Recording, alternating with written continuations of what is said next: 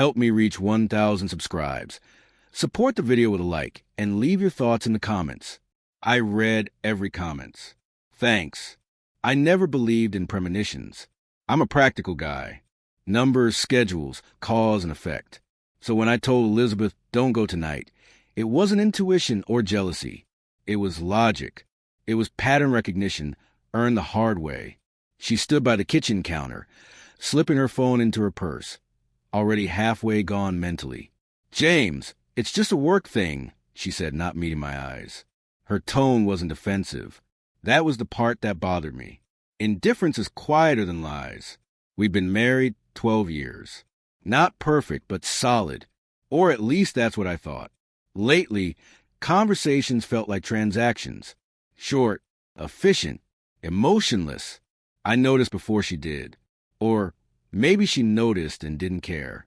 That night, she said she'd be late. Networking dinner. Downtown. I asked who would be there. She shrugged. People. That word landed heavier than it should have. I tried again, calmly. Just don't go tonight. She smiled. The kind you give a child who doesn't understand adult things. You're overthinking, she said. Then she kissed my cheek, grabbed her keys, and walked out. No argument. No reassurance. Just dismissal. The door clicked shut, and the house felt larger, emptier. I stood there longer than I should have. If this moment feels familiar, press like so this story reaches the people who need it.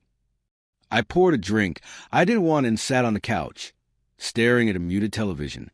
Around 9, I texted her. No reply. At 10, I stopped checking. That's when the quiet started to feel intentional. Elizabeth came home just after midnight.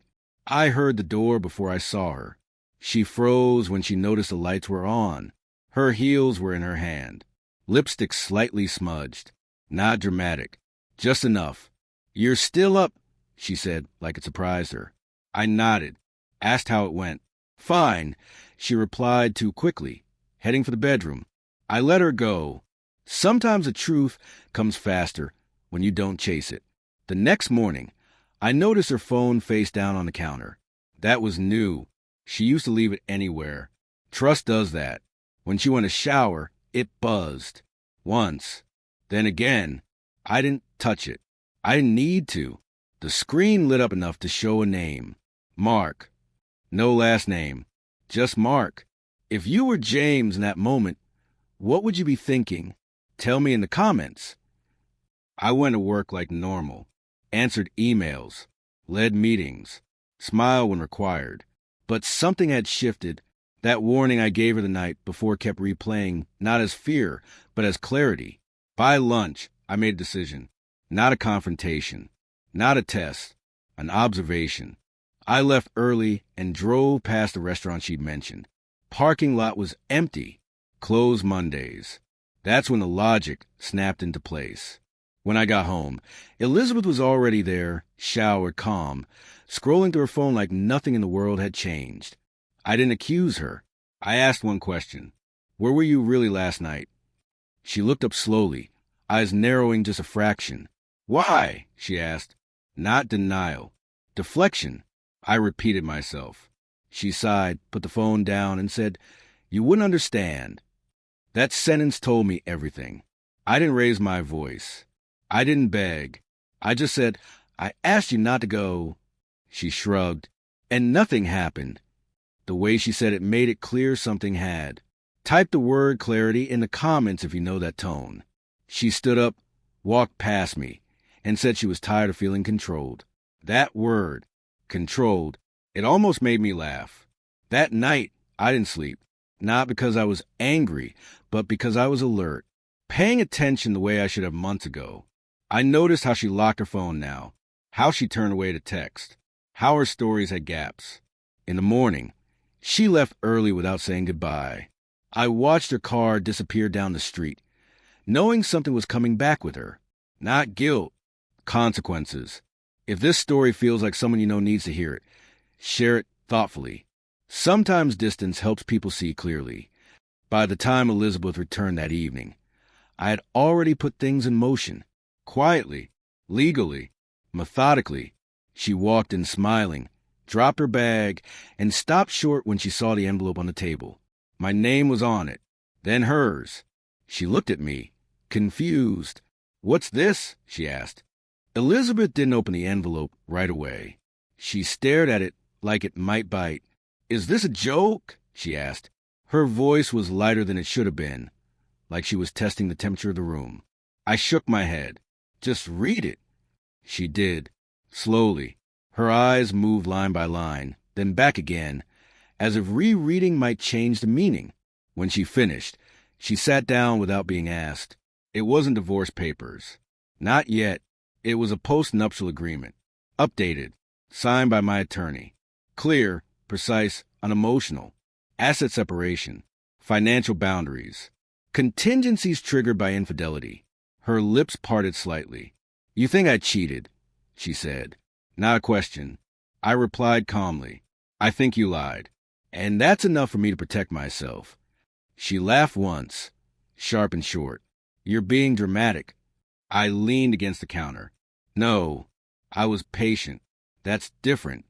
Silence followed, the kind that demands someone fill it. She didn't. Finally, she said, "You don't get to threaten me with paperwork because you feel insecure." I met her gaze. "I'm not threatening you. I'm responding to what you've already done." Her phone buzzed on the table. She didn't look at it. Neither did I. That was the loudest moment in the room. "Who's Mark?" I asked. Her jaw tightened. "A colleague." I waited. She added nothing. "Then you won't mind unlocking your phone," I said evenly. She stood up. "This is insane." She grabbed the phone and walked toward the bedroom. That was her answer. I didn't follow. I didn't need to. 10 minutes later, she came back with a different energy. Defensive was gone. Now there was calculation. "I didn't sleep with him," she said quickly. I nodded. That wasn't the question. She exhaled, frustrated. "We talked." "That's it." I looked at her. "About what?" She hesitated. "Us." That word again. Always vague when precision matters. I picked up the envelope and slid it closer to her. "You have a choice," I said. "Sign it, or we pause everything until the truth shows up on its own." Her eyes flicked the door, then back to me. "You're really doing this," she said quietly. I replied, "You already did. I'm just catching up." She didn't sign that night. She slept in the guest room. The next day, she barely spoke. By the third day, the truth arrived without being invited. Mark's wife called. She was calm, too calm. She didn't accuse Elizabeth. She thanked me for not lying when she asked if I'd noticed changes, for confirming timelines. When I hung up, I felt something I hadn't in months. Grounded. That evening, Elizabeth came home late again. Different this time. No confidence. No deflection. She set her phone down and said, "I need to tell you something." I sat across from her and listened. She admitted the emotional affair, the texts, the dinners, the almosts. She cried when she said it didn't matter if it was physical or not. I didn't interrupt.